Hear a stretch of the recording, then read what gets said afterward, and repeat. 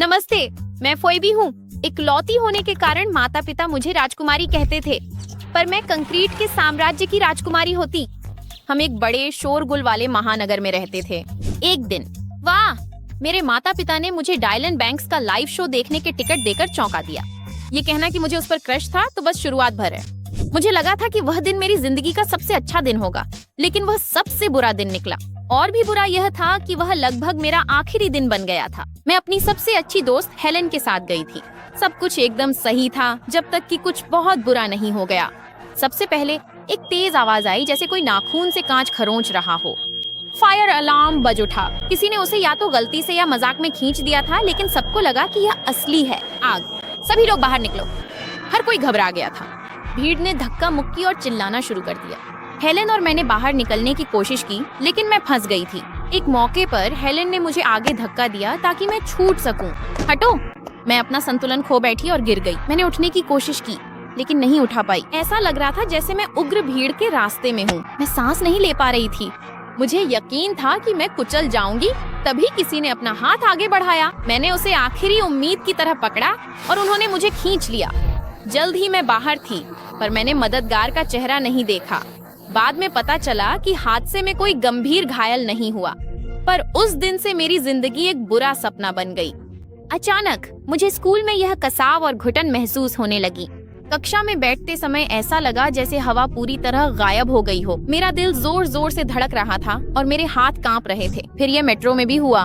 लोग बहुत पास पास खड़े थे। कोई मुझसे छू गया और बस वही काफी था। मैं खुद पर काबू खो बैठी। मैं अगले स्टेशन पर भाग गई। शॉपिंग मॉल, बसें, लंबी कतारें, सब कुछ असुरक्षित लगने लगा था। हेलन ने जो किया उसके बाद मैं अब किसी पर भरोसा नहीं कर सकती थी। अब सब संदिग्ध लगने लगे थे, यहाँ तक कि मुझे उस हाथ की सच्चाई पर भी शक होने लगा था।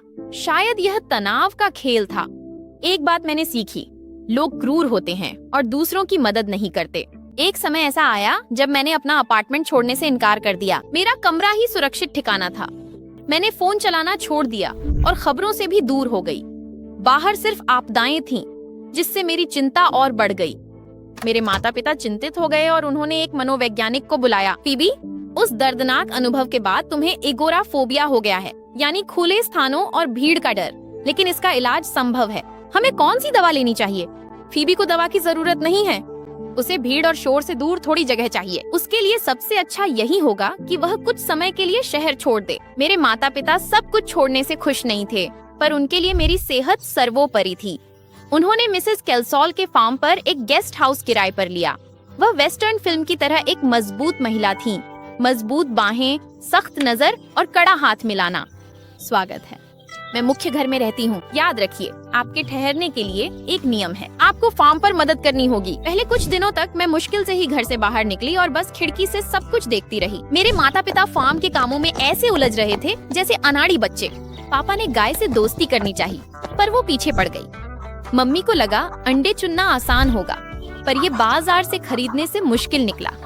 लगता है मुर्गा मुझे पसंद नहीं करता। मैं इतना हंसी कि पेट दुखने लगा।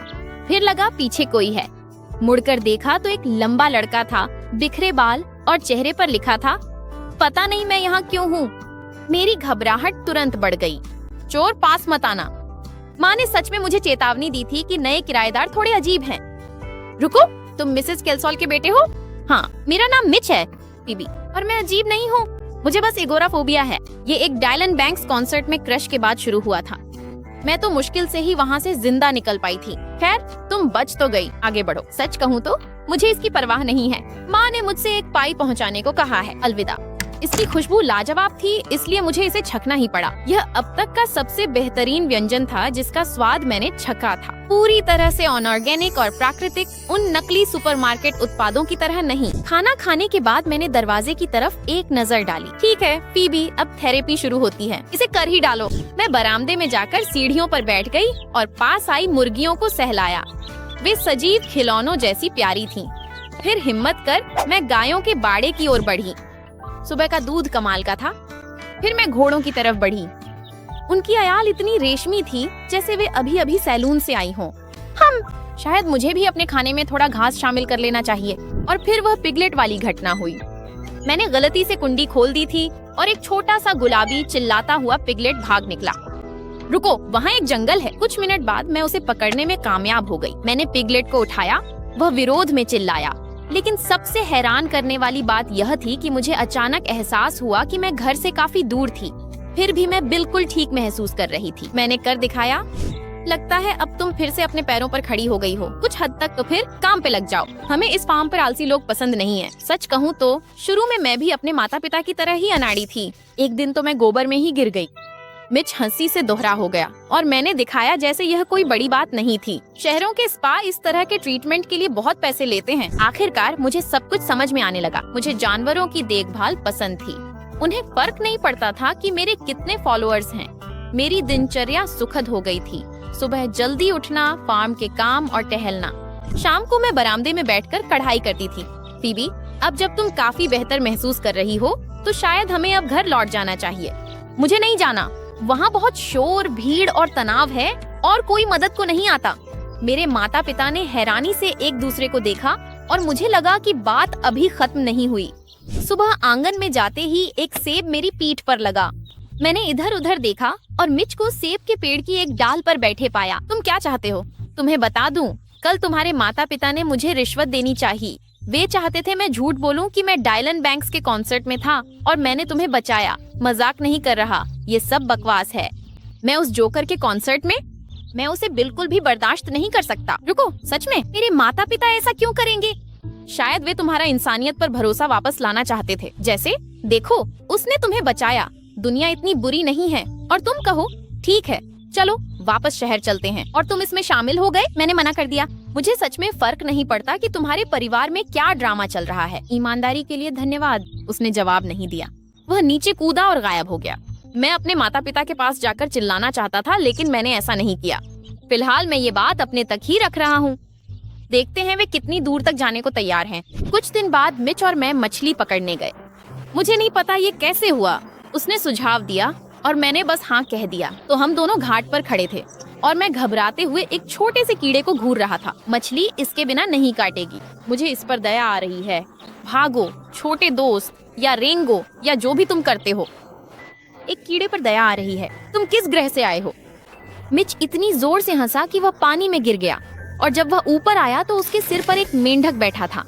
मैं भी हंसे बिना नहीं रह सका, लेकिन तभी मेरी नजर कुछ अजीब चीज पर पड़ी। थोड़ी दूर पर एक बूढ़ा आदमी नाव में बैठा मछली पकड़ रहा था।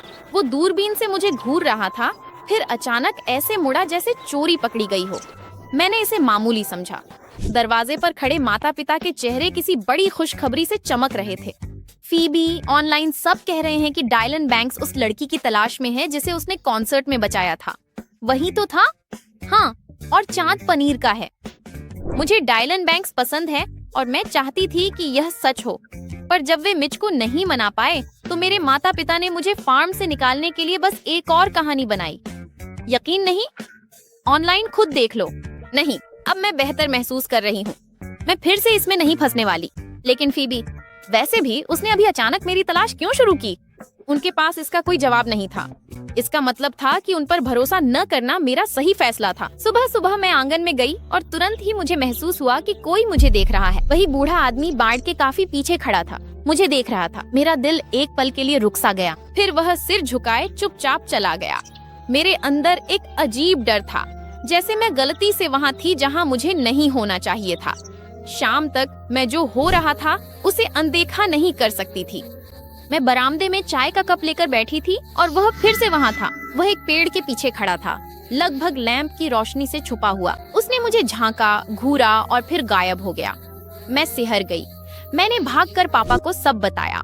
पापा ने इलाका जांचा, जबकि मम्मी बरामदे में ऊँघती रहीं, पर उन्हें कोई नहीं दिखा। तुम्हें शायद वह सब कल्पना हुआ होगा फोएबी, जाकर सो जाओ। और तभी मुझे एहसास हुआ, ये मेरे माता पिता की नई योजना थी।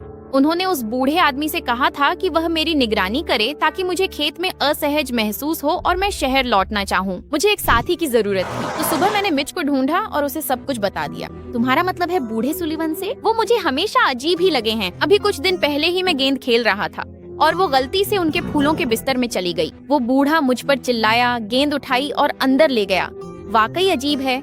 चलो उसके घर चुपके से चलें, गेंद ढूंढें और शायद सबूत मिले कि वो तुम्हारे परिवार से मिला है। यही तो मैं तुमसे उम्मीद करता हूँ। मैं बार बार उस पागल योजना के लिए मना करता रहा, लेकिन आखिरकार मैंने हार मान ली। मिच सही था। सच जानने का मेरे पास बस एक ही मौका था। उस शाम जब सुलिवन मछली पकड़ने गया था, हम चुपके से अंदर घुस गए। वहाँ का माहौल डरावना था। पूरी जगह से फफूंदी की बदबू आ रही थी। हर चीज पर धूल जमी हुई थी। मक्खियाँ गंदे बर्तनों पर भिन भिना रही थीं। गंदगी में अपनी गेंद मिलने पर मिच ने सीटी बजाई।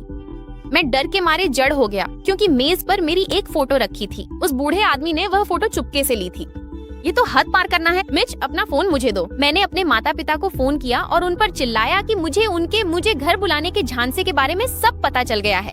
बेशक पहले तो उन्होंने बात छुपाने की कोशिश की, लेकिन फिर मान लिया कि उन्होंने सच में मिच को रिश्वत देने की कोशिश की थी। लेकिन बस इतना ही। तुम किस बूढ़े आदमी की बात कर रही हो? वही जो मेरी जासूसी कर रहा था। मैं अभी उसी के घर पर हूँ और यहाँ मेरी एक फोटो है। क्या? बीबी, हमारा इससे कोई लेना देना नहीं है। वहाँ से तुरंत बाहर निकलो।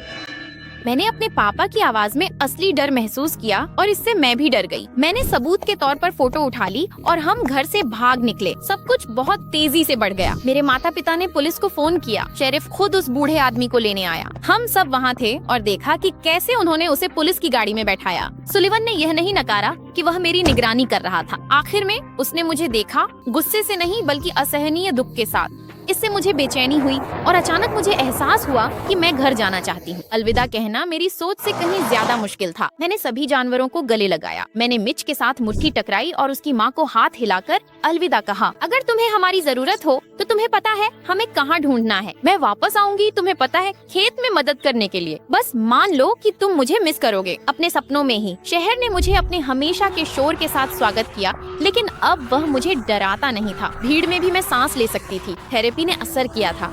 अब स्कूल वापस जाने का समय था। मुझे लगा था कि हेलेन अब इतनी बड़ी हो गई है कि माफी मांग लेगी, लेकिन उसने बस मुंह फेर लिया और ऐसे बर्ताव किया जैसे हम अजनबी हों। फिर बहुत समय बाद जब मैंने सोशल मीडिया खोला तो मुझे एक पोस्ट दिखी कि डायलन बैंक्स उस लड़की को ढूंढ रहा है जिसे उसने कॉन्सर्ट में बचाया था। मेरे माता पिता सच कह रहे थे। मैंने डायलन के एजेंट से संपर्क किया और मुझे मिलने का न्योता मिला। मुझे लगा ये मेरी तकलीफों का इनाम होगा, लेकिन असल में मुझे एक इंटरव्यू के लिए बुलाया गया था। मेकअप, ढेर सारे कैमरे, फ्लैश। उन्होंने मुझे एक स्क्रिप्ट भी थमा दी जिसे मुझे फॉलो करना था। और फिर डायलन आ गया। तो वह लड़की कहाँ है जिसे मैंने बचाया था? मुझे एहसास हुआ कि यह सब कुछ सिर्फ एक प्रचार का हथकंडा था। प्रोड्यूसर ने मेरी कहानी डायलन की लोकप्रियता बढ़ाने के लिए चुनी। कैमरे और लाइट्स के बीच घबराते हुए मैंने स्क्रिप्ट फेंकी और सच बताया कि डायलन ने मुझे नहीं बचाया था। अम्मा, जब इंटरव्यू प्रसारित हुआ तो उन्होंने मेरी वह बात काट दी। उन्होंने सब कुछ एडिट करके एक सुंदर सी कहानी बना दी। इंटरनेट तो बस एक बड़ा सा झूठ है।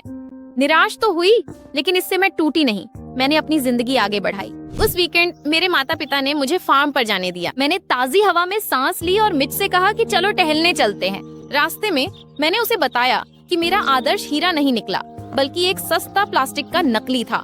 सच कहूँ तो मुझे अब हैरानी भी नहीं होती। देखो, वो मिस्टर सुलिवन हैं। हाँ, उन पर कोई आरोप नहीं लगे और उन्हें छोड़ दिया गया। हम दूसरी दिशा में जाने ही वाले थे, लेकिन बूढ़े आदमी ने हमारे पास आकर हमें एक काले सफेद फोटो दिखाई। मैं समझाता हूँ, वो मैं हूँ। ये मेरी बहन डोरोथी है।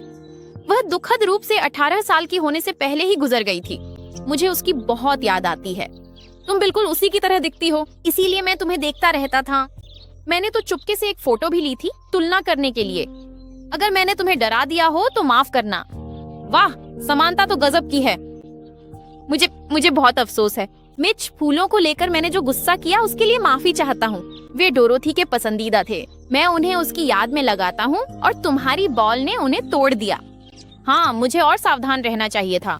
अचानक यह कहानी डरावनी नहीं लगी। मुझे इस अकेले बूढ़े आदमी के लिए दुख महसूस हुआ। कैसा रहेगा अगर हम आपकी मदद करें घर को साफ सुथरा करने में? डोरोथी को चीजें साफ और व्यवस्थित रखना बहुत पसंद था। मुझे उतना नहीं। हमने उसके साथ कुछ घंटे बिताए, सफाई की, उसकी कहानियाँ सुनी और खूब चाय पी। फिर मैं अकेले टहलने चला गया, सब कुछ सोचते हुए। आखिरकार घर लौटने का समय आ गया था। मैं मिच से अलविदा कहने के लिए रुका। वह अपने कमरे में है, आओ अंदर आ जाओ। मैं कमरे में गया और वहीं ठिठक गया। मिच डायलन बैंक्स के पोस्टर उतार रहा था। तुम झूठे हो, तुम उसके फैन हो। था, लेकिन तुमने जो कुछ भी बताया उसके बाद अब मैं उसकी म्यूजिक सुनना नहीं चाहता। अचानक ऐसा लगा जैसे मुझ पर बिजली गिर गई हो। तुम कॉन्सर्ट में थे। तुम ही थे जिसने मेरी मदद की थी। शायद मुझे तुम्हारा चेहरा याद नहीं था, मैंने बस किसी को मुसीबत में देखा था। जब तुमने पहली बार मेरी कहानी सुनी थी तब तुमने कुछ कहा क्यों नहीं? वैसे भी तुम मुझ पर विश्वास नहीं करते और मैंने कुछ खास किया भी नहीं था, मैंने बस अपना हाथ बढ़ाया था। अचानक मैं खुशी से पागलों की तरह मुस्कुराने लगी, मेरी आंखों से शुद्ध खुशी के आंसू बहने लगे। यही फर्क है, एक इंसान ने किसी और की कहानी का इस्तेमाल खुद को हीरो दिखाने के लिए किया, दूसरे ने वही किया जो उसे सही लगा और आगे बढ़ गया। धन्यवाद। अब मुझे सचमुच ऐसा लगता है कि मानवता में मेरा विश्वास फिर से बहाल हो गया है। इस बारे में बात मत करो, मुझे बस इतना पूछना है कि अगर आप उस भीड़ में होते तो क्या आप मदद करते या फिर आप वहाँ से आगे बढ़ जाते? ईमानदार हो।